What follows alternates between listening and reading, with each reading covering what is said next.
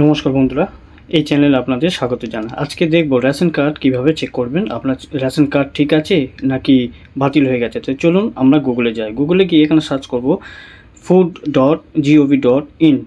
তো এই বলে সার্চ করে দেখুন রেশন কার্ড বলে এখানে রয়েছে, রেশন কার্ডে ক্লিক করব।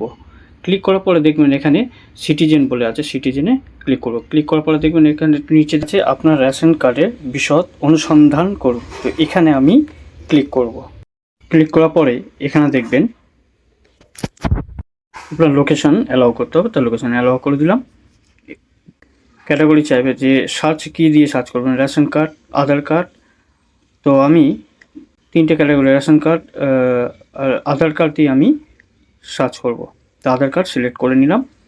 তো এখানে 12 ডিজিটের যে আধার কার্ড আছে সেই আধার কার্ড দিয়ে আমি ফিল আপ করবো। ফিল আপ করার পরে নিচে একটু দেখবেন ক্যাপচা আছে, এই ক্যাপচাটা দেখে দেখে ফিল আপ করবো।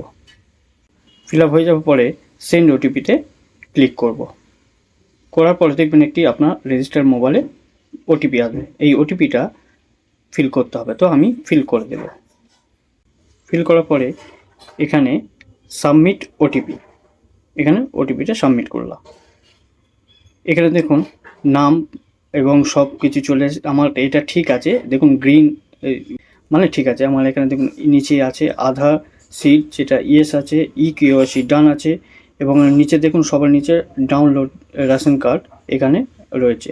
তো যদি আপনাদের ঠিক থাকে তাহলে এরকম একটা গ্রিন আসবে, নাম, ঠিকানা সব কিছু, এবং যে কালারটা আছে দেখুন ডান দিকে এটা গ্রিন থাকবে। আর যদি ক্যান্সেল হয়ে যায় তো একটা রেড কালারে আসবে এবং ক্যান্সেল বলে লেখা থাকবে। তো এইভাবে আপনারা খুব সহজে আপনার রেশন কার্ড ঠিক আছে কিনা চেক করতে পারবেন।